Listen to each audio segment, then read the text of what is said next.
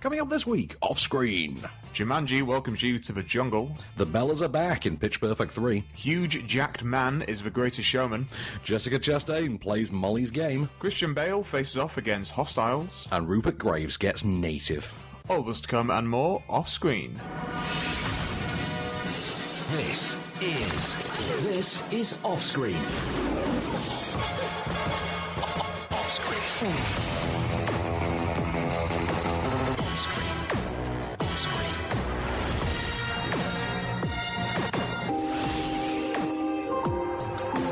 With the latest film news and reviews, this is Off-Screen, the on-screen radio show. Ooh, welcome to Off-Screen. I'm Van Connor. I am Case Allen. So, Mr. Allen, it's our last regular show before Christmas. There's seasonal tidings to be tided. Every time you say it's Christmas, Noddy Holden makes more money. Does he? Yeah, so let's I always imagine. Is that what's keeping him alive? Yeah, that and nuts as well. From we did those Nobby's Nuts adverts. Yeah, he blends them up and then puts them into like an IV drip and puts it into his arm. I was thinking he just did like Coke, he ground them up. Yeah. Like a rolled up 50. He's got a pestle and mortar that's like diamond encrusted. And he like puts them, And as he snorts, it's Christmas! Yeah. And everyone else is like, it's April, what are you talking about? It's like that line in Daddy's Home 2, that's my favourite song ever. I don't care if it's the middle of August, I will listen to that. So, before we get to the news, the reviews, box office top 5, and all the fun to come, because we're going to review films for the next 2 weeks, effectively. These are films that are out, not all this week, but some are out, like, on New Year's Day. Some are out today, some are out next week. Some are out Boxing Day, some are out January 1st, some are out New Year's Eve for one of them. So, shall we start That's pretty rare. That is pretty rare, really get New Year's Eve. Get New Year's Day released sold. Well, it's a really low-level film, to be fair. Just get it out. I think it's one of those, we need to get this out before the end of the year. When? I don't know, New Year's Eve. When everyone's out. When everyone's out partying. Or watching Jules Holland's Hootenanny. Yeah, exactly. Do you watch the Hootenanny as well every year? Hootenanny, yeah, I do. I do like the Hootenanny. By the way, I've always wondered this. I'm sure the answer is blindingly obvious. I just can't bother to look it up. Do they record that like a week in advance? Yeah. Okay. But that was like finding out that Santa isn't real for me. When I found that out, I was like, oh, it kind of is, come on, Jules. It's like finding out there is no Santa or that there actually is a Kevin Spacey. But yeah, well, not anymore because now Christopher Plummer will be playing Kevin Spacey, playing Santa Claus. I mean, I can't wait to see the remastered edition of Usual Suspects. I would love to see Christopher Plummer in Usual Suspects. It's verbal kint. Yeah. So before we get to everything, let's talk about some film news. Let's talk about the biggie this week. I understand our boy Tommy Wiseau has got some good news. Finally. Yes, finally. So it took 14 years. Yeah. The Room is going to get a US nationwide release, and it's going to be in 600 cinemas. Wow. That is a lot of spoons. That really is. I don't know word on whether or not we're getting it yet, though. I feel like we will. I think we will. Like an event cinema, one night only kind of thing, at least. Well, that's what it's in America. That's what it's going to be. It's mid-January. Oh, yeah. That would be so good. I could definitely see that. I would so go popular to it now. That's it. Even though we've all been to the screenings, like, over the years, I think I would go and say I did go to the wide release because it's that watershed moment. And also, how bonkers is it that Tommy Wiseau has become an inspirational figure as a result of this? But you see that film and he becomes a genuinely sympathetic character. Well, I'd imagine that's got to be a part of it. You think the distributors just saw the disaster rights and thought, let's let him have his film. Definitely. I mean, he is crazy still, but we're all, like, enabling it a little bit. We are enabling his delusions, but you know what? It's so much fun. Who cares? Yeah. So, speaking of fun, we've got to get to our first review of the week, and it's one we've both seen. And it's one that's out today when we're recording this, which is the 20th, I believe. That's why I watched it today. It's the 20th, isn't it, today? It is. Okay. So, Jumanji, Welcome to the Jungle. Or Tumanji, like it should have been called. Should have been, shouldn't it? Yeah. Right, and can we get that out of the way early? Because this actually is a sequel to Jumanji. It's not a reboot or a remake. It's absolutely a sequel. There's no way that it's not. A reboot qual, we'll say. Yeah. I would say, because it spins the mythology a little bit, but it is a straight sequel for all intents and purposes. So, in other words, Alan Parrish, Robin Williams, that whole storyline, that did totally happen, and this movie now picks up from that ending of the first movie when the board game was on the beach. It was buried in the sand on the beach after 30 years of being, cast adrift. So it is now found by an American teenager in 1996 who takes it home only to, very quickly realise, well, no one plays board games anymore, puts it on a shelf and, neglects it. And of course, the game demands to be played. It wants to screw with the lives of children. That's apparently its sentient mission. So this thing seems to be alive. Much like Roy Moore. Yes, much like Roy Moore, exactly. That is an awful joke, and we should never have made it. That is terrible. So, I regret nothing. Yeah, like Roy Moore, the game turns itself into a video game cartridge in order to attract the attention of the youth of the time. Flash forward to present day, and you get the same game is discovered in a school basement during a detention session for 4 almost Breakfast Club-like subgenre miscreants, if you will. They are all like a different clique. They all start playing the game, and they are sucked into this 16-bit games console. And the idea is that they have become the avatars of the game. So the nerdy kid becomes Dwayne Johnson, a.k.a. Dr. Smolder Bravestone, who literally lives up to his name in every possible regard, in that he can lift enormous stones and he can smolder with the best of them. The vain Instagram-obsessed girl, the Snapchatter, she becomes... an overweight middle-aged man. Exactly how she puts it. Am I still a fat old guy? Jack Black. The enormous towering football hero becomes Kevin Hart, a.k.a. the most powerless one of the bunch, a man so inefficient he can be taken out by cake. And the awkward teenage girl who's just trying to sort of find, uncomfortable in her own skin, gets trapped in the body of Ruby Roundhouse, who's played by Karen Gillan and is the quintessential hot-panted, little vest-wearing, ass-kicking archaeologist type, is she? He doesn't really say what she does. She's like a karate expert. Yeah, she's just a badass. She's good at fighting. Yeah, that's it. Here's a clip. Where's the rest of me? Fridge? Yeah, I'm Fridge. Who are you? It's me, Spencer. Who is she? Martha? Why am I wearing half a shirt and short shorts in the jungle? I think we got sucked into Jumanji, and we become the avatars we chose. So that means... Bethany? Oh, wait, Bethany. Don't look at it! No! I'm an overweight middle-aged man. Well, I don't have my Claritin, and all I see around here is pollen. Well, I don't have the top 2 feet of my body! I think it's fair to say, this is better than literally everyone expected it to be. Like, you could never have expected. Yeah.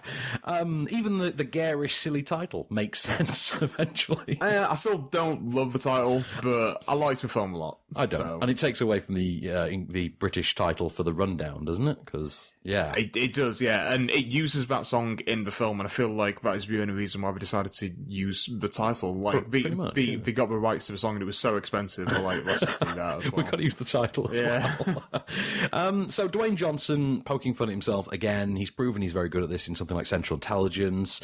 This obviously reunites him with Kevin Hart from Central Intelligence, and the dynamic seems to be about the same. It does seem to be the wild-eyed, adventurous type, and Kevin Hart is the whiny sidekick. And that works about as well as it did in Central Intelligence, and it worked a lot there. Jack Black, we were saying this before we started recording, so Jack Black, actually very enjoyable in this. You sound surprised. And I shouldn't be, because Jack Black works brilliantly in the supporting capacity. It's only in his lead roles I don't particularly find him that charming. No, I think that's you. Yeah, maybe. But it's comedy. Comedy is subjective. That's very true. But he benefits from really sharp writing here, which takes what could have been a potentially quite offensive character and actually injects it with real heart. There's a real good line to it. Yeah, there's some pathos to it in a way. I feel like there is to all 4 of the leads, which is great. And let's talk about the breakout one of those. Let's talk about Karen Gillan. Let's talk about Rhys Darby. Yeah, Rhys Darby. I love Rhys Darby in anything. When Rhys Darby turns up... It's Jumanji welcoming you to the jungle. It's Welcome to the Jungle. I love Rhys Darby. But Karen Gillan, what a little breakout star she's turning out to be. I mean... I don't know if to call her a breakout star. This is because no one knows it's her in Guardians of the Galaxy, surely. Like, a mainstream audience. So. Do you think? I would think so, yeah. Are they looking at that character and saying, oh, it's Amy Pond? Yeah. But also, that's why I don't see her as a breakout. I feel like in America, you may view her more as being a breakout. International, but because obviously she was Pond. Well, yeah. I still see her as Pond. Well, this is genuine sort of movie star chops we're kind of giving her in this one, and it works. There's a lot of fun to be had with her version of the ass-kicking femme fatale. I love the idea that her very outfit becomes this brilliant meta joke. Like, even she thinks, why am I wearing... This is ridiculous. Yeah, but they did say that when they released the first images, and the internet was like, why? Have you noticed the internet then forgot and has recently picked it back up?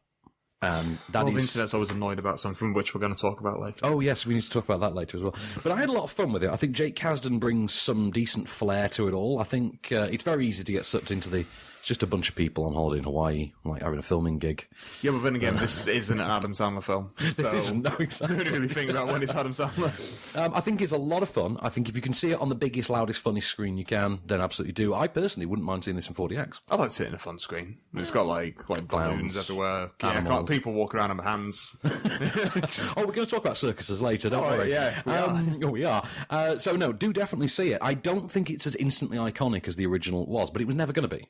But I think what it is, though, is astonishingly fun for what can so easily be written off as a cash-in sequel, a cheap and cheerful. Let's just whip out an old brand for the dollar value. In spite of all that, it is a lot of fun. It's absolutely worth seeing. I don't know whether or not they'll ever make a third one.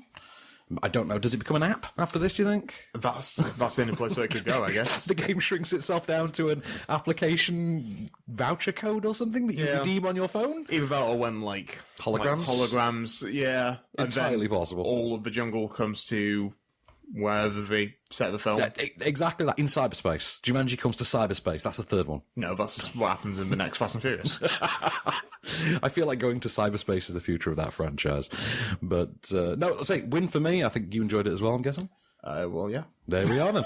So, Jumanji, Welcome to the Jungle. High praise. High praise. It's out now. If you're listening to this on presumably Friday, it's out now. Go and see it. You'll have fun. It's one for the whole family, I think. It's a 12A, isn't it? Is it 12A or a PG? Yeah, it'll be 12A, I believe. But it's either 12A or a PG. But it's a lot of fun. Definitely for the whole family. Definitely check it out. So, plug the podcast real quick. Yes. We have a podcast edition which is longer, fatter, more stuffed, packed full of chewy, cinematic, newsy goodness and a moment of cage and usually some more reviews, but not this week, so we're going to try and fit them all in the actual show. But yeah, go on Acast, iTunes, Deezer, tune in, isn't it? I've said tune in. Let's pretend that you did. Let's pretend that I did. Okay, so there's a podcast. Get it. With the latest film news and reviews. This is Offscreen, the on-screen radio show. And we're back. So, Mr. Allen, should we try the impossible? Do you want to do some rapid-fire reviews? Should we do some rapid-fire, like 3 reviews? Yeah, well, we tried... How many did we do last 6. week? We did 6 last week, but we only had a minute per one. So we'll have a little bit longer for these 3, but we're going to go now. Hostiles. Okay, Hostiles, latest film from Scott Cooper, who I keep calling Scott Derrickson. Different Scott. Very different Scott. Yeah. There is more than one Scott, and Scotty doesn't know. But exactly. So, Scott Cooper, who directed Into the Furnace, I believe, and Black Mass, and Crazy Heart. Crazy Heart as well, and he's been a writer actually on a few more than I actually think he has. I tend to think of him as a writer-director. But okay, so this is the story all about how the American West got turned all upside down. So it's basically after the I know it's after the genocide of the Native Americans. You know, you have the American colonials who are basically at war with these people whose land they have invaded, and what you've got is it's basically the plot of 16 Blocks. You remember that with Bruce Willis and Mos Def? I love Mos Def. Yes, exactly. I do remember that. So it's that movie as a Western, right? So you have Christian Bale, who's old, grizzled, Indian killer, as he sort of self-proclaims, master of murder and mayhem, who is tasked with, against his wishes, escorting a captured Indian chief who's being released and escorting him back to his reservation on the other side of the country. Here's a clip. Corporal. Ready for the journey, sir. Yes, sir. Lieutenant. Captain. I want to say what an honor it is to be chosen by you, sir. I'll give you everything I'm made of. You can sleep on. That's why you're here.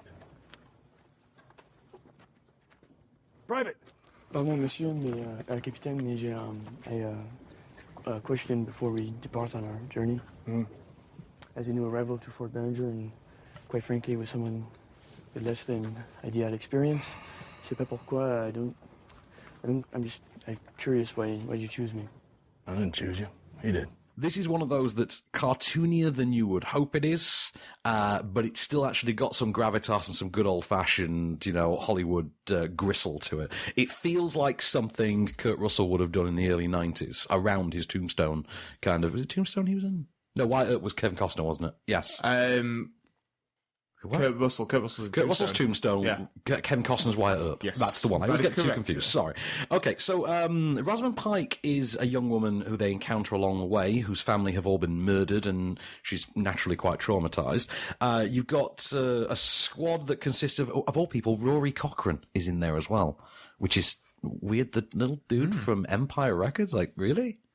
I like that film. I like going back. Yeah, I think we've missed Rex Manning Day this year though. We've also got Stephen Lang as their commander in chief, which is Meth Damon. Have you said Meth Damon? Meth Damon, of course. Yep. Jesse Plemons. Jesse Plemons, yeah. Mr. Cancer Dunce. Yes, yeah. And Wes Studi as the chief, who's of course his journey is central to the plot. And first of all, it's amazing that Wes Studi is still at this because he's the guy. Is he who I think he is? I'm going to show you a picture of him. You'll be like, oh my god, it's that guy from that Isn't thing. It? Yeah, that's what I was thinking of. That guy from Mystery Men. Yes, yeah. Yes, he is. Was he the Sphinx? The Sphinx. Yes. God, what a great film! But you look at this guy's body of work. It's interesting actually that he's in Last of the Mohicans, because it's very much something along those lines. You look at this film and you think this has been created for Oscar purposes. This has been created to cash in on the Dances with Wolves kind of idea. Dances with Wolves, Last of the Mohicans, something like that. And as a companion piece to them, it's frothier than it needs to be, but it's pretty good. It's actually not bad. Directorially, it's spectacular. Yeah, he's in Lost Mohicans, he's in Dance with Wolves. Yeah. So he's the token guy for all these movies. He's in Avatar, which is essentially Dances with Wolves in space. It's not perfect. The storyline involving Rosamund Pike is really all over. They can't be bothered with it half the time. They give her a perspective early on, then deny her a perspective during scenes in which her presence is quite essential. Okay. Having said, and her performance is a little bit trite. It's a little bit overwrought.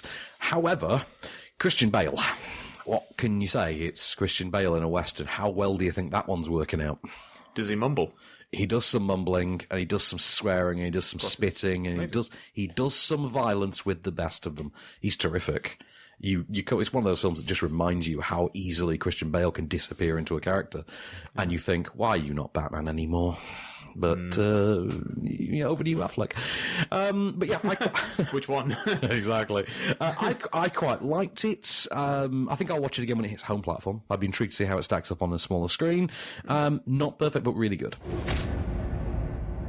Natives, which is a very small... This has been dumped out on New Year's Eve.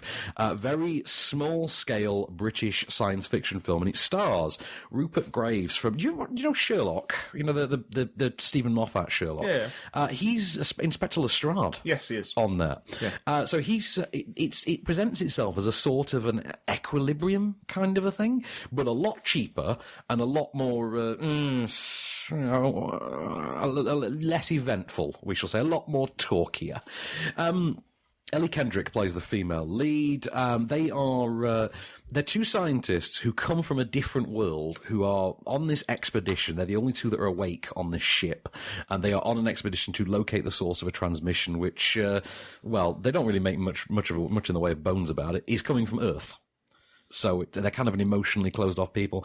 It's very much a film that wants to set its own rules. Think of the way Equilibrium did that quite early on. You know, we have this other world, we have our rules. This is how we build a story within those rules. This is a movie that does that, but never remembers to tell you the rules. And you kind of just sit through the entire thing, which clocks in at only 86 minutes, and you think, I can't believe that wasn't 4 hours. Because it really felt like 4 hours. The script is awful, and as such, none of the actors have anything really to do in it. It's shot on a very, I want to say, slapped together VHS level of sort of production. It's very much like a direct-to-video thing you would have gotten in the mid-'80s if you had all the money in the world. It's that sort of film, that sort of science fiction film, that kind of confirms why non-science fiction fans mock science fiction films. What was, it's just boring nonsense in space. This literally is boring nonsense in space. There's no clips for it, go figure, and it's being dumped out on New Year's Eve. And you kind of think that really does feel like that fate was very much known in advance. Can I just interject with something far more interesting? Go for it. I've just checked my emails, and since receiving an email from your good self about half an hour ago, I have now got 5,000 emails in my inbox. Really? Yeah. But I just feel like that's a momentous occasion. And thank you for being number 5,000. I am number 5,000. Yeah. Thank you. I hope you can change my name on your phone to Mr. 5,000. On which note? Glee 3. Pitch Perfect 3. It's funny you mentioned that because it is worth noting the first Pitch Perfect movie did come at the height of Glee's popularity. And then by the time Pitch Perfect 2 came out, there was no Glee. So all the Glee fans went to Pitch Perfect 2 to try and recapture the glory. And that turned it into an overnight success. And then the Austin Powers trap happened. And now this franchise has its very own gold member. So welcome to Pitch Perfect 3, in which they're all out of college. The Barden Bellas, I think as they're called, the acappella group, they're all out of college. Life isn't quite as much fun as they thought it would be. Although Anna Kendrick seems to have the coolest job in the world, but seems to want to be all millennial and whiny about it. And then they get the chance to get back together and join the USO tour, which they do. And, and they go on to like 4 bases around the world to perform for the troops. They're one of 4 groups, and they're mocked by the other 3. And DJ Khaled in this really excruciating, overblown cameo thing that he has. The film has literally no plot, as we are constantly reminded when they keep saying, there's always a contest. Oh, look, there's a contest. Let's win the contest. You're like, wow. There's also this weird subplot in which John Lithgow turns up as Fat Amy's dad. Right. Yeah, so John Lithgow is playing Australian. And he's this master con artist who may be trying for redemption or may have a scheme of his own. And the problem is the film opens in media res with this spy spoof style action sequence involving Fat Amy. So you can kind of figure out where that storyline's gonna go. Here's a clip. You're the most amazing group of women I have ever known. I would do anything to sing with you guys again. Wait. I'm having a crazy idea. Okay, I've mentioned that my dad is in the army and, basically killed Osama bin Laden, right? Some new information in that sentence, but okay. Well, what I mean is he's kind of a big deal in the army, and every year the USO puts on this performance to entertain and support the troops, and this year, DJ Khaled is hosting. He's got, a gazillion hit songs, and he's super famous. I saw him on a tax commercial. What if I could get us an invite? To sing? No, to run military dark ops. Yes, of course, to sing. It's not very good, Case. It's not very good at all, and it's not funny. I was never going to see it, so... No. You talked to the wrong person. It's a movie... It's weird to me, because, the first movie, I got that, and it was about this, don't be ashamed of who you are storyline. And then you got to the sequel, which was very much this facing the rest of your life story. Elizabeth Banks directed the second one. But, yeah, and believe me, Elizabeth Banks' work directing the second one looks so amazing when you see the televisual garbage they've put out for the third one, which comes to us from the director of Step Up All In. Trish C, I think her name is. Apparently it's the same writer as the first two. It's Kay Cannon again. And it's just not funny. It doesn't quite get going. There's minor chuckles and some engaging song numbers, but, you could basically skip this movie, buy the soundtrack, and get more out of it. The storyline with Fat Amy and her father is just ludicrous. That character, actually, Fat Amy, has just gotten to the point of that's beyond parody now. Anna Kendrick's whinier than she's ever been. There's a faint attempt to give Brittany Snow something of a subplot. And there's one of the characters who's a blonde character. I can't remember her name, but her dad is in the military. There's this whole frequently mentioned subplot about her trying to win her dad's affection. And they never do anything with it. They just have a scene over the end credits in which some Z-list actor shows up in a military uniform, and it's like one line of dialogue. You're like, really? That's the level we're working with. Oh, okay. The only thing I took away from this film, other than I had wasted 80-something minutes, because they've not even squeezed a full 90 out of this. This is the third in a trilogy. And what? Yeah, we're gonna make the fourth in the trilogy. They're gonna make the fourth in the trilogy, and it's quite evident that what they would like to happen is this becomes something of a minor hit, and they can run with the fourth in the trilogy, starring Haley Steinfeld. But she's got her own thing going on anyway, hasn't she? Well, she does the music. She does da music. She's been releasing songs and whatnot, and yeah, it's very true. I can't wait to see True Grit 2. True Grit. True Grit. Yeah. I would absolutely love that title. Or True Grittier. Well, there's that. I mean, would Matt Damon get that work now, do you think? LaBeef. Yeah, maybe. I like that film. I like that film. The film's really good. I haven't seen it in many years. Brilliant. But I tell you what, I'll rewatch True Grit long before I ever see Pitch Perfect 3 again. But alas, we shall return with Mother.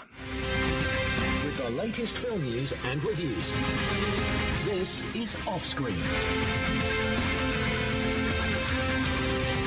on-screen radio show.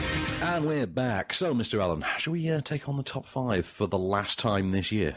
Yes. Number 5.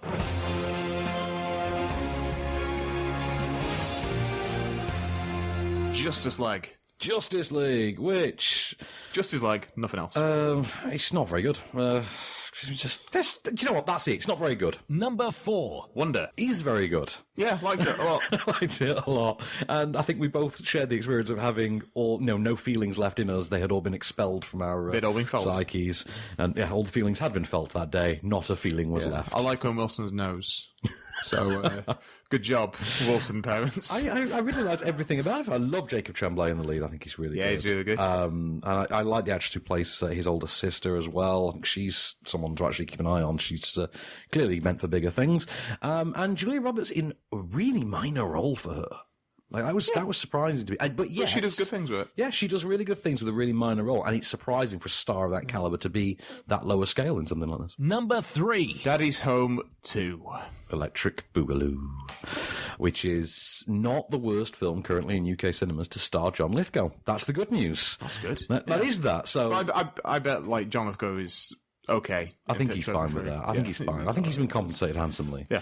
But, you'll laugh, but you'll basically laugh, and you'll enjoy the Christmas song. You'll laugh, Mel Gibson will get paid. That's basically it, though. But just remember, for every time you laugh, Mel Gibson is getting paid for telling young boys to slap girls on the ass and call them sweetheart. Yeah, every time he does a film like this, a rookie female cop decides to just leave the force, because what's the point? Oh, my God. Number 2. Paddington 2.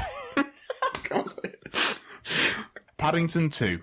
Which I loved. I love Paddington 2 so much. Oh, by the way, Paddington, the first one, is on film 4 this Christmas. Oh, really? It's happening. Brilliant. It's finally happening. Paddington is officially becoming part of British Christmas life. Yeah, it's absolutely going to be a Christmas film, isn't it? It's going to be. That box set's just going to be a thing. It's one of those films where, like, it's not about Christmas. It doesn't factor into it, does It's set at Christmas. Oh, is it set at? It's set at Christmas because of all the snow in London.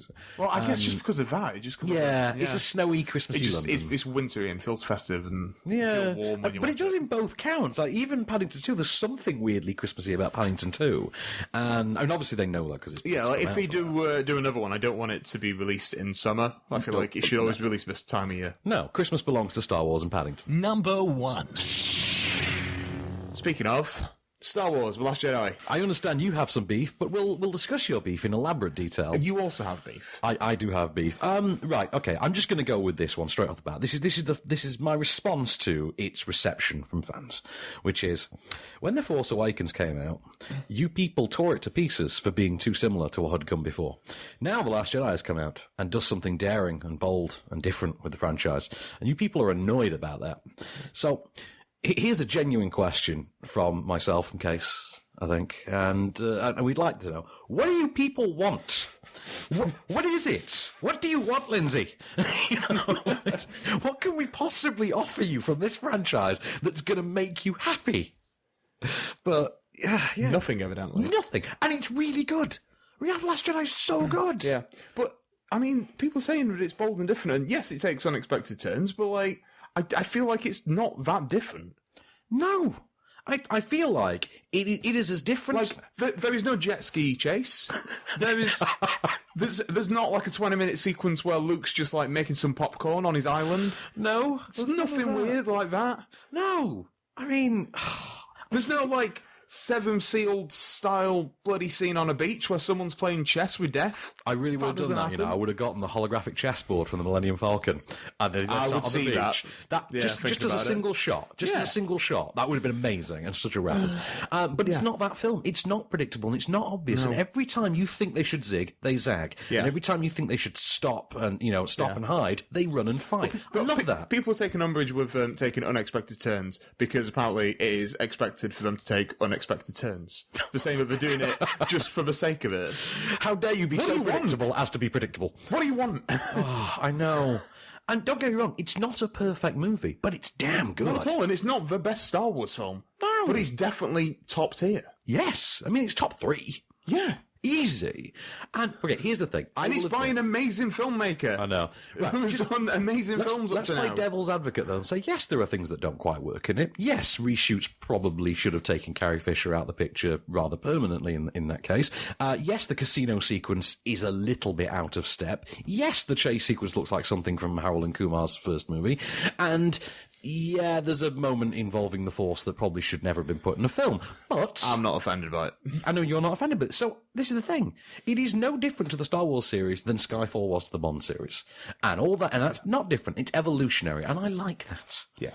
So, I saw something earlier that it said The Last Jedi it's a film about letting go of the past and embracing the future for people that cannot let go of the past and cannot embrace the future. Our culture is too steeped in nostalgia, and that's it. And this nostalgia and fanboyism. Sometimes you have to. In fact, do you know who said it best? Christopher Nolan with The Dark Knight Rises said, "Look, sometimes structures just become shackles. Look at this." And do you know what? Jumanji: Welcome to the Jungle was pretty good with that. It had nostalgic elements, but this didn't need to be a Jumanji film, really. No, it could have just been like an amazing jungle adventure quest film. Yes, could have been. And that's what it is, and it just so happens that it is tied to Jumanji. And I mean, I will say this. I mean, this has my favourite ending to any Star Wars movie since Empire. I mean, without going into details, but since the closing shot of Empire Strikes Back, where Darth takes off his helmet and it's Chewie. Exactly that. But yeah, this has my favourite. Bold move. Yeah, really. Yeah. But and also, I love the Porgs. I'm sorry, I don't care if you hate them. I love them. So I don't think. I don't think there's too many Porgs. I don't think the Porgs don't take over. Eventually. No, they don't offend me. They're better than Ewoks.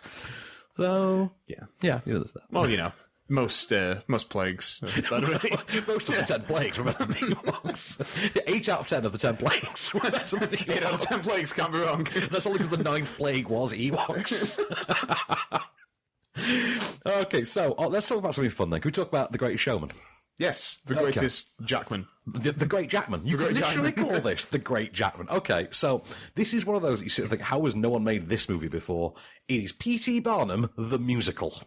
So it is the story of how P.T. Barnum went from being, a downtrodden, kid in the gutter to being often basically fending for himself, his parents incarcerated, to becoming a shipping, like an accountant in a shipping firm that then goes under, to then deciding to pursue his dreams of make good on his promise to his wife, Michelle Williams, of giving her, the grand life, the life in the limelight. And he sets up the P.T. Barnum, is it Museum of Eccentricities or something, which is made out of, strange dead exhibits, as his kids call it. And they say, well, why can't you, do something that's alive? Your museum needs to be alive. So he takes this as one does, as his calling to go and track down what at the time are just called the freaks of the world, the eccentricities, the unusual people. And so he basically forms the circus. And one of the film's sort of more unspoken elements is P.T. Barnum restructures the use of the word circus from meaning mess to meaning, the big top, the circus. Like that. I mean, he even literally has the creation of the Big Top in there. Along the way, he teams up with a young, wealthy actor played by Zac Efron, who it seems is now really nearing the completion of his training to be this generation's Rob Lowe. And physically he is, isn't he? Are you saying that because I've said that to you a while ago and you were only just bringing it up? Yeah. Yes, I am. Good. I am giving you that credit. And also, I'm pledging to you that if Rob Lowe and Zac Efron ever team up for a father-son movie... Well, no, in between Zac Efron and Rob Lowe, you've got Jared Leto. So you think? Yeah, definitely. Okay. Absolutely. Okay, it goes, Rob Lowe and Ben Stamos. Maybe the other way around. How is no one making this family film? Yeah, well, no, it's not that. It's the fact that they're all the same man, just in different periods of his life. That's it. Time has fractured and we've just got him wandering through. That's what it is. So, we have a clip.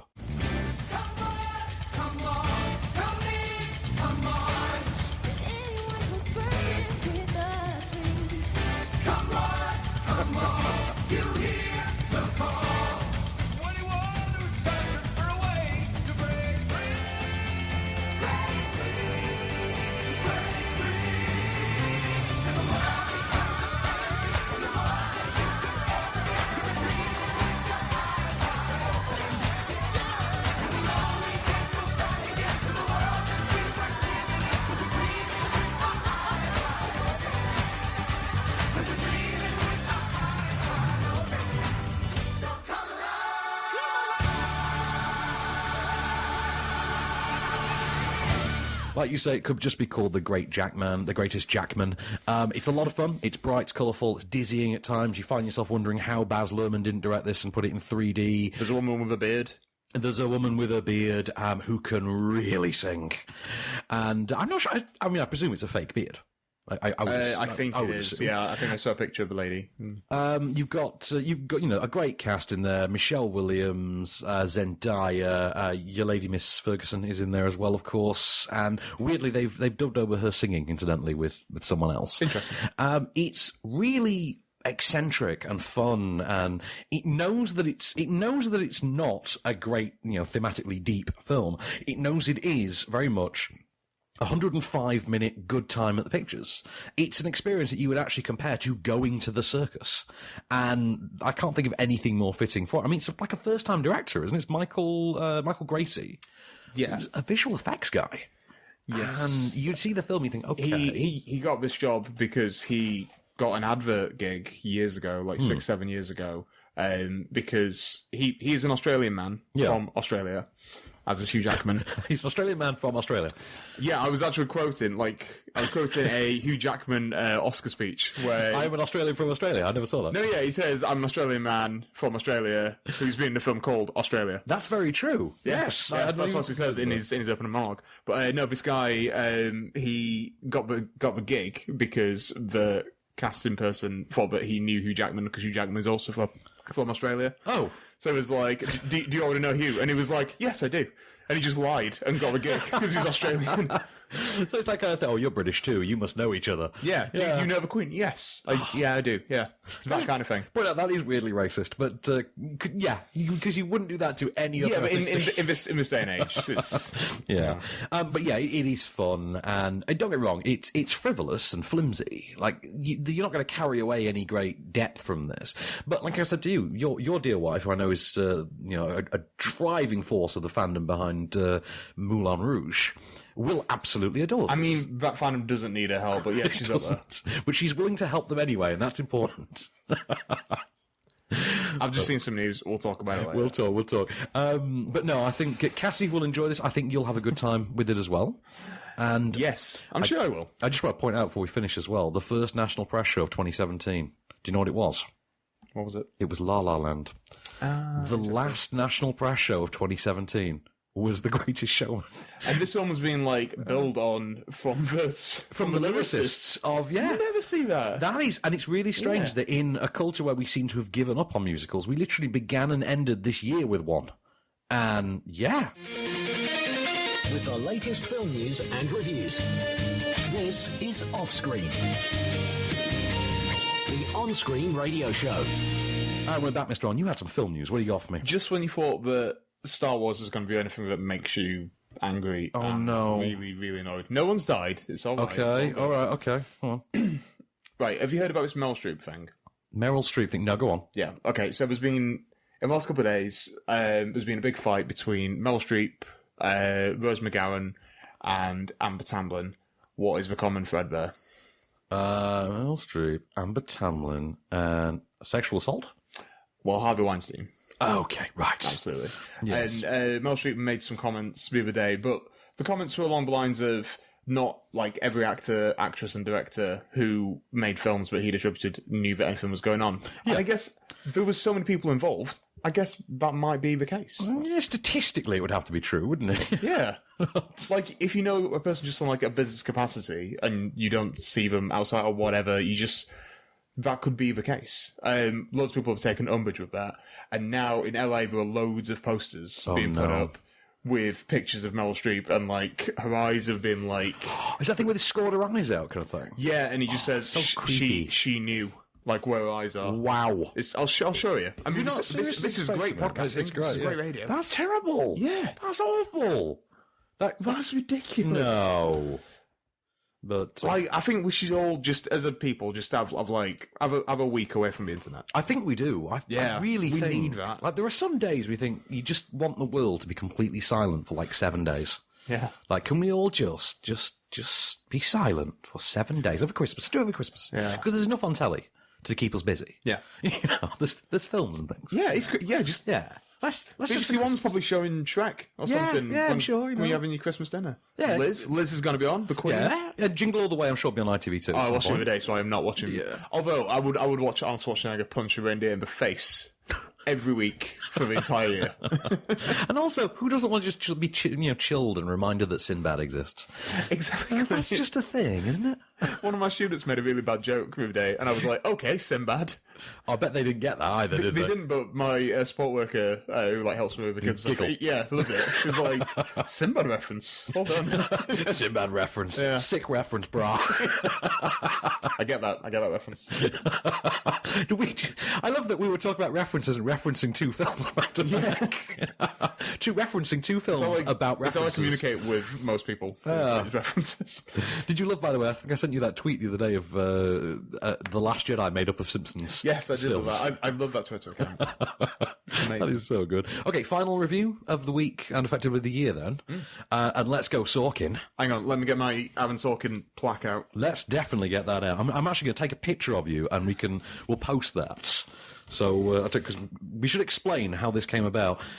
Case has Aaron Sorkin's name plaque from the press conference for Molly's Game. I gave it him last week. So let's just lean back and take this. So, give me a good pose, sir. Give me a good pose. That's perfect, and that is absolutely going on our Twitter feed. Sorry, I'll pull that up for you now. How rude of me. There we go. I feel like I blinked. No, you look studious, and I like that. Much like an Aaron Sorkin character. You look very much I feel like Sam Seaborn. No, I feel like Josh Lyman. If I am a character from West Wing, I'm Josh Lyman. Okay, fair enough. I always wanted to be the newsroom character, the Jeff Daniels character in the newsroom. No. Can't even remember that character's name now, but... Well... You should have made a West Wing reference. Would have been better. Should have, I know. So, incidentally, Molly's Game, then, which is the directorial debut of Mr. Sorkin. Yeah. He's written it. He wasn't intending to direct. I think he stepped in to direct it at the 11th hour. It is the true story of Molly Bloom, who rose through the ranks of being a personal assistant to running a card game for her boss. And the idea was, she ran this card game. It had a buy-in of something like $10,000. And it was in a dive bar in LA that has actually spawned some famous musical acts, as we're told at one point. Jessica Chastain actually narrates the film as Molly Bloom as well, and so it's non-linear at times. It keeps flashing back to the present, and we get her interacting with her lawyer, played by Idris Elba, who just stepped out to remind us that he's awesome and needs to be in every film. He was like, Dark Tower was a one-off, guys. It's like Dark Tower was back. And also, I titillated you a little bit with Mountain Between Us, but now I'm back. And he's in Ragnarok. He's in Ragnarok as well, yeah. So we've had at least 4 this year. Wasn't that... That's a good year then for me. Wasn't that French action film this year that he did with the Game of Thrones kid? I feel like that was... Last year. That was last year, that was Bastille Day. Oh yeah, it was. And he sang the theme song to that. So we should never forget that, because you can't get it on download. I've tried. Was he in a Disney film this year as well? Because he's become, like, kind of a new Ratzenberg, hasn't he? I have no idea. Was he? Possibly. Was he? No, Zootopia was last year, wasn't it? He was in Zootopia. He was in Finding Dory as well. Oh, yes, of course, with Dominic West. He was double West. Anyway, so going back, because, Disney kids love wire references. So, and in the past, she runs this card game. She charges $10,000 to buy in. Eventually, her boss tries to sort of screw her out of the job because she's getting too successful and she's getting too liked because of it. So she sets up independent and becomes what the press will eventually dub the Poker Princess. At the same time, her clients include some of the biggest stars in Hollywood, multi-billionaires, and, as she will discover to her detriment, Russian mobsters. We have a clip. One more thing. Yeah? I need your hard drives. Going back how far? What do you mean? Well, I kept my hard drives when I buy a new laptop. You're kidding. No, it had a record of who owed what and spreadsheets on the players. It has more than that. Every time you charge your phone by plugging it into the computer takes a record of all your text messages and emails. My laptop has a record of all text messages and emails received years ago on phones that have been smashed with an aluminum back. I want to run forensic imaging on your hard drives. Oh, no, thanks anyway, but I'll be destroying those hard drives. No, you can't do that. They're evidence. Well, I'm going to blow them up. I am literally going to use explosives and scatter the remains in the sea. Except you told me they exist. You're going to have to pretend I didn't tell you. Can't do that. Yes, you can. You were the one who wanted a lawyer that wasn't even a little bit shady. New information has come to light, and now I see that was stupid. Molly, there are no hard drives. If you destroy evidence and obstruct justice on top of the charges already brought against you, in this case, you will be, I promise, incarcerated. There's a really interesting case of timing with this film where you're just like, wow, this would have lacked a little bit of the impact if you'd released it a year earlier or a year after. Well, actually, we don't know about after, but because The film largely presents Molly Bloom's life as, here is a woman who wants to be something. She wants to be respected for who she is. And every time she tries, a man appears and screws her out of it. And that man takes the form of her first boss, takes the form of a certain Hollywood star who's played here by Michael Cera, but you don't really have to look very far to find out who that is, because it's somewhat common knowledge and also terrifying. And yeah, the performance by Jessica Chastain, who in reality has this persona of being, quite outspoken on the hashtag Me Too movement, the casting of her works on both the actual narrative level, on the level of actually selling this story, but also giving it that sort of pathos, giving it that sort of boundary-pushing gravitas that you think, okay, Aaron Sorkin really got lucky with this one, because if you were going to make your debut, and by the way, he's actually quite a good director, it turned out. Well, he's worked with some amazing directors, so he's probably picked things up. He did a couple episodes of The West Wing, didn't he?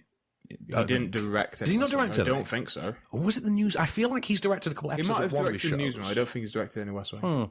But no, he's definitely got the chops to be the director. By the way, there are no Don Quixote references in this. I've checked. No. I've seen the film twice.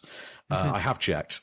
He did reference it in person inside of 9 minutes. I timed that. Of course, yeah. But not in this actual film. It's largely a little bit freer than, in terms of its dialogue, than you usually get from a Sorkin film. There's one monologue that Idris Elba gets afforded, in which he basically details the reality of Molly Bloom's situation that feels quintessentially Sorkin. Like that's him. He woke up there. Okay, yeah, I see. But otherwise, it's a lot more free flow. It's a lot more accessible. I think it doesn't feel as dense and as it doesn't feel like the posh man's Gilmore Girls at times. If you know what I mean. Great supporting cast, though. Michael Cera really makes his character actually quite intimidating and sinister. And again, when you look into the reality of that, it's terrifying. But yeah, I had a really good time with this. There's also a cameo for, who was it? Played the chubby dude in Baywatch. Is it John Bass? Kavonjane Wallace. It's always Kavonjane Wallace, and we know that. So who's stepping in for Kavonjane? John Bass, I think. John Bass. Or John Bass. John Bass. Is it Bass? No, it's definitely Bass, but it's spelled Bass. But, yeah, you say that, but the Shandy Company might have a different opinion. So, no, he turns up for a little cameo that's actually quite chucklesome, but I really liked it. I really liked it. I came away from the thought, I don't think this is going to find much of a mainstream audience, but as a dark horse Oscar contender, it has that sort of almost Erin Brockovich-y kind of feel to it. It has things in common with Miss Sloane, if you remember that, like 6 months ago. Yeah, which obviously she was in as well. Yeah. And that irony is not lost on me. Alas, though, we must pick a film of the week for the last time this year. Let's pick Last Jedi, just to annoy people. You know what? Yeah. Yeah, you know what? Screw you people. Screw you people. Last July's film of the week, because it's that good. That's what it is. It's that good. No, I might look back in 5 years and be wrong and be like, maybe I liked it for the wrong reasons. Maybe I'm liking it just because so many people are now hating it. It's Starfall. Which I feel like they're doing anyway. I feel like they're hating it because a bunch of critics like it, and I don't like being on this side of the fence. It's weird. I know. Well, welcome to the greener pasture. I know, and I never liked you people. Yeah, the friends I've introduced you to in the critics circle. Not the actual critics circle, just a circle of critics. The actual critics. Well, like the actual membership critics circle. No, we're not involved with those people.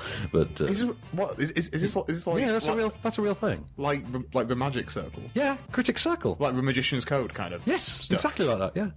Yeah, I take it back. I need to be there now. You need to be there. I've got serious fear of missing out. Now's probably not the time to mention. We get invited to all their awards things every year. Let's go. I think it's in January. Yeah, well, we should go. Like, get dressed up. Let's do it next month. I think Jason Solomons does a lot of stuff for them. But anyway, so what is our actual film of the week? I'll be honest with you. I got to give it to Jumanji. I loved Jumanji. Yeah, it was great. And if you want a film of next week, let's say Greatest Showman, because I had a lot of fun with it. And I know you and your wife are going to have the time of your lives, but she is anyway. I don't know about you. I like it. Why do you think I won't like it? Because I don't think you're as susceptible to enjoy a big over-the-top circusy musical. I don't think I'm susceptible to enjoyment. I've known you for what, 6 years? You've never seen me smile. I've known you since I've known you exactly since The Conjuring was out. So yeah, that's got to be about 6 years. But yeah. So yeah, Jumanji. I think we can go with Jumanji as being our film of the week, and then Great Showman can be filmed next week, and then that week's top 10 anyway. So for the last time this year, then we got to say goodbye. So in the meanwhile, this has been Caddy Stuff Production for On Screen. I've been Van Connor. I've been the Greatest Showman, and we'll be back next week with the top 10 of the year. Just show me the way to get out of here, and I'll be on my way. You've been listening to Offscreen. For more news and reviews, visit onscreenfilm.com. Okay, cut.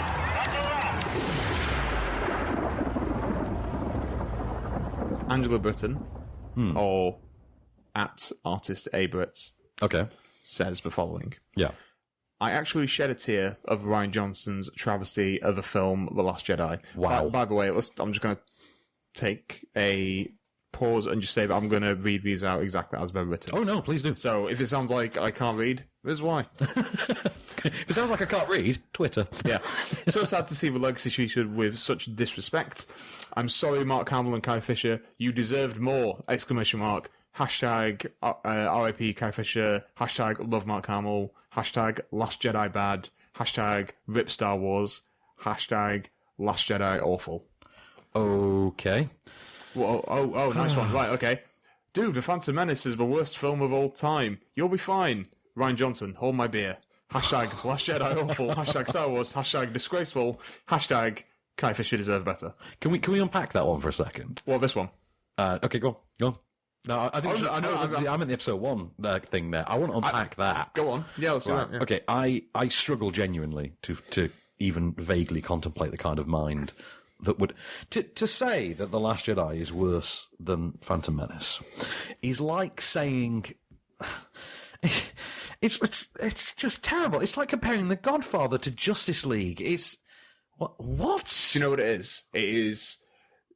How many years is it? It was 1999. 99 was... Okay, so this is 18 years worth of nostalgic rose-tinted glasses. Yeah. I think we got lucky. That's absolutely what it is. I think you and I were in our teens when episode 1 hit. You'd have been, what, about 12? I was 10. You were 10. Yeah. I was 16. Well, as I was saying to someone else, when I saw Attack of the Clones and rewatched Phantom Menace before that in preparation for Attack of the Clones, that's when it dawned on me. That's when you knew it sucked? Yeah. Yes. Yeah, for me, I think it was the first time I saw it on video. I think it was like, oh, good Lord, this sucks. I think before then, I went along with it. I'm like, I'm happy to see a Star Wars movie. That's all. When you were a kid, you're happy to just be watching a film. It's the most exciting thing in the world. You're just like, this is great. You could be watching any old tribe. Well, for me, it was hey, something to kill the month until Austin Powers, The Spy Who Shagged Me comes out. So which we rewatched it. We watched it, didn't we? Yeah. But I don't know. No, that person is wrong and should be taken off Twitter immediately. Please continue.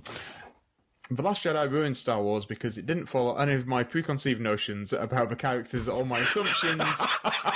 Keyword there being assumptions about the limits of their fictional abilities. Can we go with preconceived notions? All right, yeah. Let's look at 3 things there: preconceived notions, assumptions, and fictional abilities. You bed. Just. Oh my god! I'm done. I'm not reading any more of this because I'll end up throwing my MacBook out of a window, and I need my MacBook for work. You do think, don't you? You really do think, like, what is it actually going to take for you people to be happy? What will it actually? Is this the world we live in now, where people just are gonna be miserable about things no matter what? I mean, really, this is the world we live. What the? I mean, really? Yeah. Just. It's a movie. Sit and enjoy it, and you've had good ones. Nobody's forcing you to see this. Yes, this stuff. I mean, yes, I'm still mortified by having sat through Justice League, but really, I mean, you annoy me when you go on your rants about Justice League, but I get over it. Yeah. I'm sure in about another month it'll be confined to the waste bin in the back of my mind where Batman Superman lives or Suicide Squad lives. Exactly, but because it's Star Wars, people will not be able to do it with this. Oh, this will never go away. No, this will fester and it'll get worse. And then we're going to have all the hype when the teaser drops for Solo. We're going to have. Do you know what? What do you want to bet that gets teased off for being so silly? Oh, definitely. Oh, that'll absolutely. Oh, it's too silly. Yeah. But no. Oh man! Either that, or they'll go the other way and be like, "Oh, it's too serious. We should have let Lord and Miller do it." Yeah.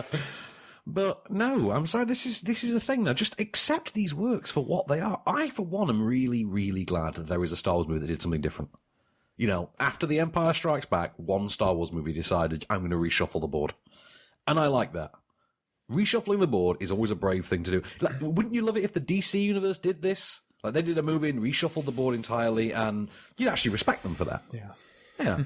But alas, Star Wars does it, and the holographic chess pieces are mocked for the result. It is still a Star Wars film. It still feels like a Star Wars film. Yes. There's lightsabers. People are acting like comedy was never there in Star Wars as well. But this feels like an Avengers film. What are you trying to tell me, you scruffy-looking nerf herder? There was never any comedy in Star Wars. Exactly. That is a damningly serious insult, isn't it? It is. Yeah, like that's a real threatening remark there. Yeah, isn't it? Scruffy-looking nerf herder. There was always comedy in Star Wars. Han Solo and Carrie Fisher had the whole Harry and Sally thing going on for a long time. Exactly. I mean, it's not a coincidence that she's in when Harry met Sally. Essentially, New Hope is a little bit of a rom-com as well. Yeah. Well, New Hope is this bonkers adventure. If you sit and look at that film, this is the thing. Context. Time has removed the Romance of a context. Stone in Space, a little bit. It's just... Time has absolutely removed context from that film. And we always remember Empire as being... I think we remember Empire as being a lot darker than it is. Yeah. Look at the fun of Lando Calrissian showing up and being like, hey, I'm the charming sleazebag. But no, you put a character like that in this and people will rip it to shreds. Well, I'm glad that Lando's not in this now, because people... Think of the comments people say about Lando. I know. Why has he gotten old? You're not allowed to get old in space. Oh, you've put an old black actor in there just to fill the quota. That's what people say. Let's move on. Let's move on. I know. By the way, I just want to ask you. This is a spoiler. This is a thing I was going to ask. Right. So if you've not seen Last Jedi, just stop listening for about 15 seconds while I ask Case the following. Don't you think it would have been so much better if Captain Phasma had replaced Hux at the end of the movie? Yeah, that'd be pretty cool. That'd be pretty cool, wouldn't it? Like, if she takes the broken helmet off and, like, takes his place. It would have been cool. Because Hux kind of sucks now. And yeah, I love Donald Gleason, but I've never really warmed to Hux. No, he's a wet fish now in this character. It's a bit wet blanket character. He's slapped with a wet fish too many times. That's what it is. The old 70s wet kipper across the face comment. But anyway, spoilers over. I liked it. I'm going to see it again. I might go on Friday, actually. I'm going to see it again, and then I'm just going to flip people the bird to walk out. By the way, if I go on Friday, I'm going to wear that lovely new T-shirt you got me for Christmas. The Okja Save the Super Pig shirt. That's totally getting worn. I love that shirt, by the way. Where are you finding that? The internet. Oh, the interwebs. Yeah, the interwebs. I hear it's good for shopping now. Shopping nowadays. And browbeating films, apparently. Yeah. There it's two purposes. Porn is no longer of any interest whatsoever. Movies is totally it. Yeah. Well, personally, I like The Last Jedi. And if you want to see how bad a sci-fi movie can really be, go and see Native on New Year's Eve. If you can find a cinema that's showing it. There's probably like one in central London. I bet you that's what it is. It's like one in central London. I mean, it's your opinion, man. Too many references in our dialogue.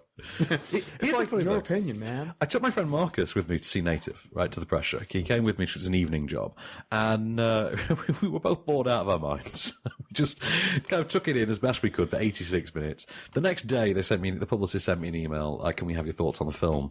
And I was just like, I kind of just ignored the email, because I can't find anything nice to say about this film. So I know you can always find something nice. But I don't care. It's like, it was mercifully timed at 86 minutes. Is that the... It was well lit. It was well lit, as was I during the screening. No. So I enjoyed it more. Wouldn't that be a nice comment to be able to give for something? I was lit too. But, no. But not lit like what the kids say. Not like lit, not what the kids say, That was fire. Pharmaceutically woke, how about... Is that what the hipsters and the millennials call getting high? Pharmaceutically woke. But so, alas, our last film of the year. Anything really quickly you're looking forward to next year? What's got your eye? Oh man, loads of stuff. Creed 2 for me. Is Creed 2 next year? Creed 2 is definitely next year. Yeah. Creed 2, obviously, Avengers. I'm looking forward to Aquaman. Is that next year? End of next year? Yeah. Okay, well, Yeah, if we talk about the big films we're looking forward to, so like your blockbusters, they're your temples. Avengers, like I said, Black Panther. Yes. Black Panther above anything. Oh, yeah. Actually. And also, excuse me, but you, sir, are forgetting about Mamma Mia too. I mean, come on. I was forgetting about it until right now. You know your ass is getting dragged to the cinema to see that. It's by who? But you married her, man. That's not happening. She hates Mamma Mia. Does she? I feel like there's a musical Cassie hates. There's two. There's Mamma Mia and Grease. I never knew this. What do you think Grease 2? Why do you think I love her? Oh no, she loves Grease 2. Oh, she loves Grease 2. She hates Grease 1. But she likes Grease 2 for the reason that like anyone else would like Grease 2. Got Michelle Pfeiffer in it? Well, that because it's terrible. It's one of those songs that like, you can watch and like enjoy whilst it is terrible. Yeah, that's got a lot of Geostorm. Yeah, no Geostorm. And you know he's a cool rider as well. But now I'm trying to Geostorm 2. Geostorm 2. We need Geostorm 2. Come on, Warner Brothers. It took 4 years to make the last one. Let's get this one out of it quick. 4 years to release the last one. Yeah. Let's call that spade a spade right there. No, there's loads. I mean, let's have a very brief. Oh, Ocean's 8. We were trying to watch the trailer before this. We couldn't get to play. Ocean's 8 out next year. Virgin Boy Band. Is that Jennifer Lawrence Red Sparrow movie out next year? Oh, Black Widow. Yeah, it is. Yeah, Black Widow the movie. Yeah, that one. There's another Maze Runner, isn't there, next year? It's the Death Pond or Death Pond, the Life Cure, something like that. Death Cure might be Death Cure. Is it Death Cure? This one is Death Cure. The last one was Scorch Trials. Oh, see, I don't even remember. Like, I can't remember what happened in the last movie. It was like 5 years ago. Okay, Coco. Oh, Coco, yeah. 3 Billboards. Shape of Water. The Post. That'll be next year. Yeah, I'm not looking forward to it as much as some of the other Oscar films, but yeah, definitely. Is it because hashtag she knows? Yeah, of course. I've seen a poster. I've seen a poster, and now I hate everything. Now I hate all your work. Yeah. I hope you choke on your Oscars. Exactly. Yeah. I hope you fall down and you get stabbed by all 3 of your Oscars. How weirdly specific that is. Like, to make that insult, you have to have known how many had 3 Oscars. Lady Bird, I'm looking forward to. Oh, that looks amazing. So this is just like start of the year. Oh, sorry. Can I just Meg is next year. Yeah. Stephen is a giant shark. I want to point out Halloween, whatever the Halloween reboot is, that's next year. Yes, it is. We've got that to look forward to. Well, it comes out at Halloween. Mm-hmm. Ant-Man and the Wasp isn't next year, is it? Yes, it is. It is. July. You're looking forward to Pacific Rim Uprising. I will see it. I am very much looking forward to it. I'm looking forward to a film called Proud Mary. With Taraji P. Henson. Yeah. Yes. It's just like... I love me some Taraji P. Henson. Ready Player One. I Love Dogs, which I should have probably said first. You know, when you say it, it sounds like you said, I love dogs. I think that's the point of it, though. I think that's the point of that title. Very true. There's a thing against Wes Anderson that a lot of people think that he hates dogs, because if you watch all of his films, dogs often die. Well, that's kind of true, actually. Yes. Yeah, you think back, and like in Royal Tenenbaums, dog gets hit by a car. I hadn't considered that. No, in Moonrise Kingdom, a dog gets shot with like a bow and arrow or a bolt kind of thing, and this it's a film all about dogs. It's called I Love Dogs, which sounds like I love dogs. I'm looking forward to that. I'm looking forward to Rampage, because why the hell wouldn't I? Oh yes. Let's see. Oh, the Liam Neeson's got The Commuter out next year. We'll see about that one. Let's see. Deadpool. Right, I know this is probably going to suck, but can I just point out how much I love the title of Arctic Justice Thunder Squad? What is that? I need it now. I think it's an animated film, to be honest. But I thought Joe Butler was going to be there. I am curious about Alita Battle Angel, and I would like it to be good, but we'll see. Not Peter Rabbit with James Corden? Definitely not. Although in that trailer there is an amazing gag that I do love. Really? I've not seen it yet. It's great. It's right at the end. They're trying to cross the road. It's like the middle of the night. Yeah. And all the animals were trying to get across the other side of the road. And there's a car. Yeah. And a deer just stops in front of a car, because the car's got its headlights on. Yeah. And he's like, come on. He's like, I can't. It's beautiful. It's like the Ferdinand last week. There's a prolonged gag in Ferdinand in which the bull literally finds himself in a china shop and has to shimmy his way out of it. Yeah. Predator. Why did we not say that straight away? You know what else is ending finally next year? And this is more of a mercy than anything else. The 50 Shades. Yeah. Good poster for that, though. Is it? Yeah, it's quite tongue-in-cheek. Is that Mrs. Grey Will See You Now? No, it's... Oh, yeah, that was like the teaser one, but the other one is it's like Experience for Climax or something like that. Oh, yeah, I saw that. Yeah. That's a bit on the nose. That's on the nose. Yeah, it's like that's what you use. Yeah, along the lines of the 21 Jump Street post that said the only thing getting blown tonight is their cover. Oh, I love that. Which I thought was fantastic. Incredibles 2, which I cannot wait for. Oh, you know what else next year? Game Night is next year. with Jason Bateman. but I don't know if that's a film someone gets excited for. Okay, Do you know what I mean? Annihilation. Yes. Yes, we get excited about absolutely. that. Because we don't have to leave our houses to see that. Because Netflix. Yeah, Alex Garland's not excited about that. Yeah. And he made the film. The Sequelizer. The Sequelizer. Yeah. That would be a fantastic title, incidentally. I would absolutely love that. Yeah. That movie, Alpha, is next year. Have you seen this? It's a Sony movie. It looks something like 10,000 BC. Like Man and Wolf. I think I've seen kind of thing. That looks interesting. They've got the poster up in the Sony office, and they've had it over there for ages. A Wrinkle in Time? Yes, look forward to it. Yeah. Let's see what I've just had a trailer through for Gringo. Yes, I've seen that's just come online. David Oyelowo, which intriguing. And Andy Serkis's The Jungle Book, which now is called Mowgli. Is it? Yeah. I was wondering what they were going to retitle it. Tomb Raider next year as well. And you know who's directing that, don't you? Raw Earthorg. Yeah, I don't care. No, apart from 5 it was directed by Raw Earthorg. I don't care. I watched the trailer for it today. It was on in front of Jumanji. Oh, yeah. It's kind of a non-trailer, isn't it? You're not really excited about it. There's not really any money shots in it.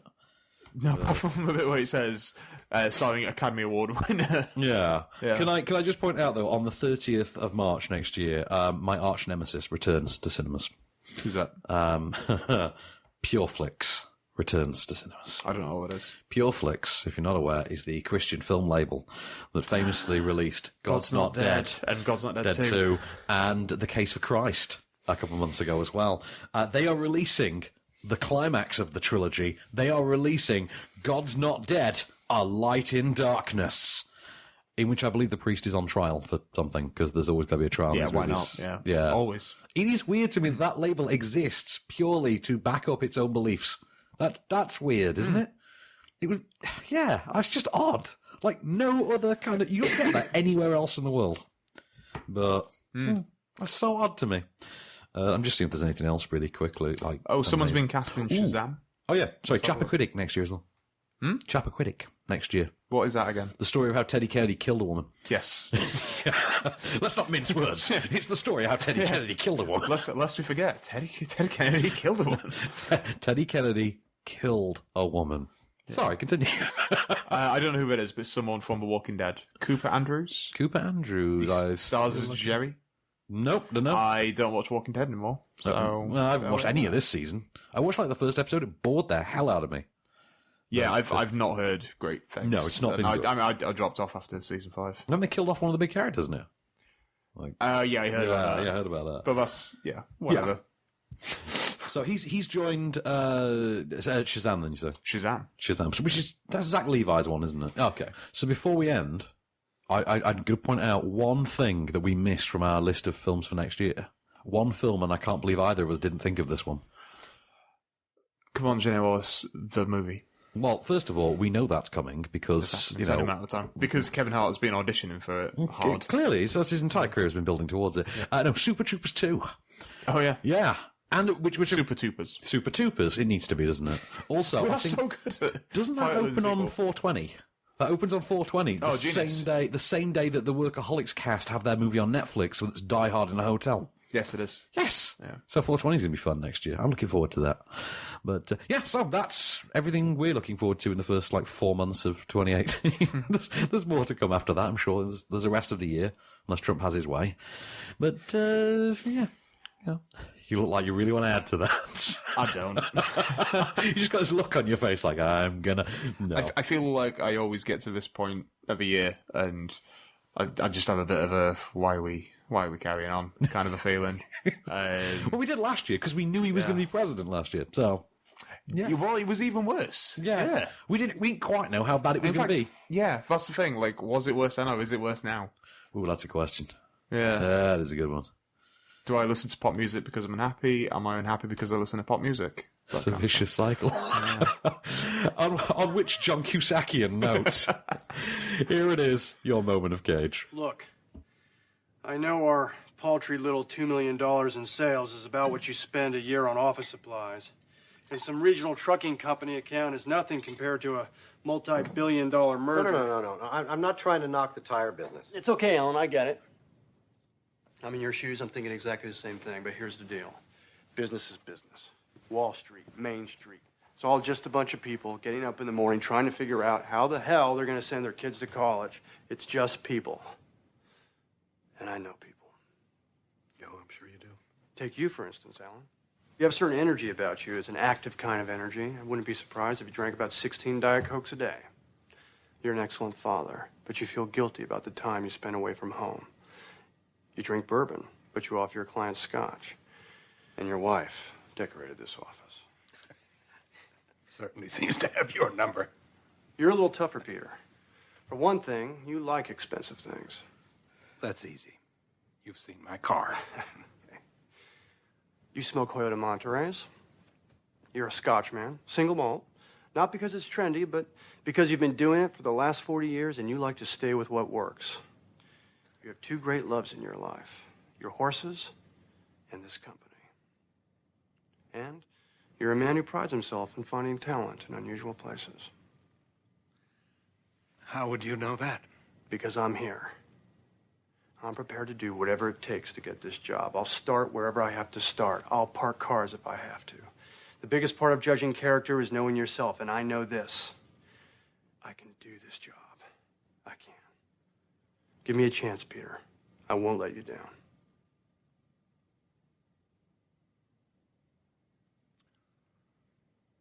Alan, why don't you show Jack around?